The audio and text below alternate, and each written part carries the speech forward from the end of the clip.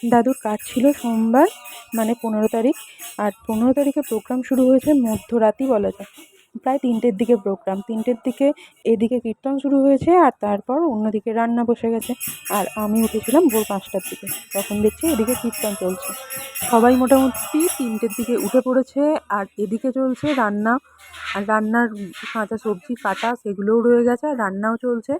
আমি তো ভিউটা ছাদ থেকে নিয়েছিলাম, তাই রান্নার জায়গাটা আর দেখা গেল না, কারণ ওখানে আমি আগের দিন ভিডিওতে দেখিয়েছিলাম উনানগুলো হয়েছে আর এই তিরপলের নিচেই হচ্ছে রান্নাবান্না। তারপর আবার ঘুমিয়ে গিয়েছিলাম, ঘুম ভেঙে দেখি 7টা বাজছে। আর তারপর বাড়িতে মোটামুটি লোকজনও এসে গেছে আর এদিকে এরমভাবে কলা গাছ দিয়ে সাজানো হয়েছে। আর এদিকে তখন কীর্তনের যারা করছিল তারা তখনও কীর্তন করছে, তখনও কিন্তু রান্নাবান্না চলছে। তারপর এগিয়ে যাচ্ছিলাম, রান্না যেদিকে হচ্ছে সেই দিকে। আর মামার বাড়ির সামনের পোর্শনটাতেই হচ্ছিল কীর্তন, কারণ ওখানে আবার ঠাকুরও আসবে কিছুক্ষণ পরেই।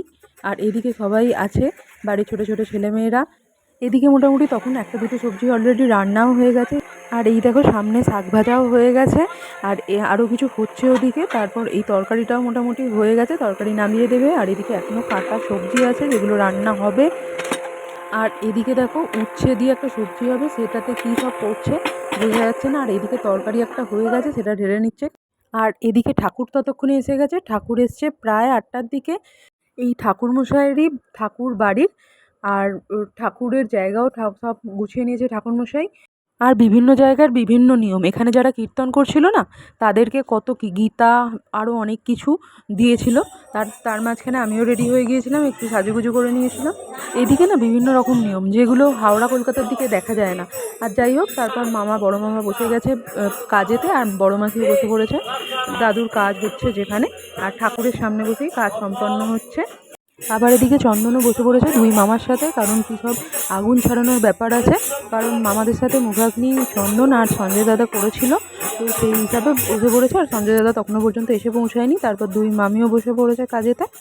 বিভিন্ন জায়গার বিভিন্ন নিয়ম, এত সব নিয়ম দেখে আমি তো ভীষণ কনফিউজড হয়ে যাচ্ছিলাম। তারপর এদিকে মামাকে মামা পুজোতে বসেছে বলে মামা সমস্ত কাজকর্মগুলো করছে আর সবাই মামাকে ধরে আছে। তারপর এদিকে এদের পুজো পাঠ মোটামুটি কমপ্লিট, তারপর উঠে পড়েছে সবাই। আর এখানে না ব্রাহ্মণদের আলাদা করে ব্রাহ্মণ কুলকে ডাকতে হয়, মোটামুটি 35 জন ঠাকুরমশাই আসেন। আর প্রত্যেককে এরকমভাবে পা ধুইয়ে দিয়ে তারপর দক্ষিণা আরও যে যেরকম পারে সেই রকম দিতে হয়, এটাই নাকি এখানকার নিয়ম। যাই হোক, যে দেশের যেরকম নিয়ম। তারপর এই মন্দির দান পর্ব, যেটা হাওড়া কলকাতাতে আমি কোনোদিনই দেখিনি, সেই মন্দির দান পর্ব এদিকে চলে। সেই মেয়ে মানে এগুলো বাড়ির মেয়েরা, মানে দাদুর যারা মেয়ে ভাইঝি যারা থাকে তারাই এই সমস্ত কাজকর্মগুলো করে, তাই জন্য মন্দিরও বানানো হয়েছে 7খানা। তারপর ঠাকুরমশাই সমস্ত পুজো পাঠ কমপ্লিট করার পর দাদুর ফটোতে সবাই মিলে প্রণাম করতে গিয়েছিল। আর এদিকে মাসি মা সবাই মিলে তো কান্নায় ভেঙেই পড়েছে। যাই হোক, সেটা তো একটা খারাপ লাগার ব্যাপার থাকে, যতই হোক তাদের বাবা। প্রত্যেকের বাবাই প্রত্যেকের কাছে একটা ছাতার মতো, তাই তাদের হারিয়ে যাওয়া, যার প্রত্যেকের কাছেই একটা মানে ছাতা হারিয়ে যাওয়ার মতো একটা বিশাল ক্ষতি হয়ে যায়।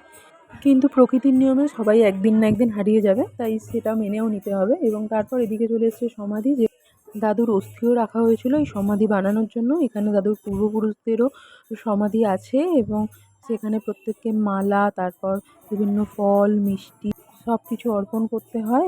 বাড়ির সবাই মানে ছোট থেকে বড় সবাই সেখানে আছে, এটাকে সমাধি বাড়ি বলে থাকে মামারা। তারপর সমাধি বাড়ি থেকে আবার বাড়ির দিকে। আর এদিকে বসেছে খাওয়া দাওয়া।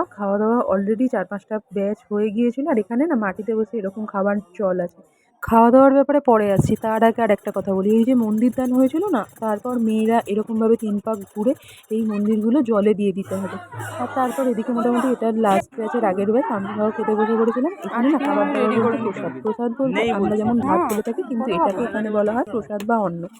আর নিরামিষ খাওয়া দাওয়াই হয়, বিভিন্ন রকমের তরকারি, সব কিছু এখানে ছবি তোলা সম্ভব হয়নি। লাস্টে দই মিষ্টি সব কিছুই ছিল। সকাল থেকে যে কীর্তন দল ছিল সেই কীর্তন দিয়ে পরিশেষে সমাপ্তি হয়েছিল প্রোগ্রামের। আর ঠাকুর ততক্ষণে বাড়ি চলে গেছে। ভিডিওটা যদি ভালো লেগে থাকে লাইক শেয়ার কমেন্ট অবশ্যই করো। আর কারোর কি শ্রাদ্ধ বাড়িতে এই ধরনের প্রোগ্রামের দেখার অভিজ্ঞতা হয়েছে কিনা সেটাও জানিও কিন্তু। সবাই খুব ভালো থেকো, আবার দেখা হবে পরের ভিডিওতে। টাটা।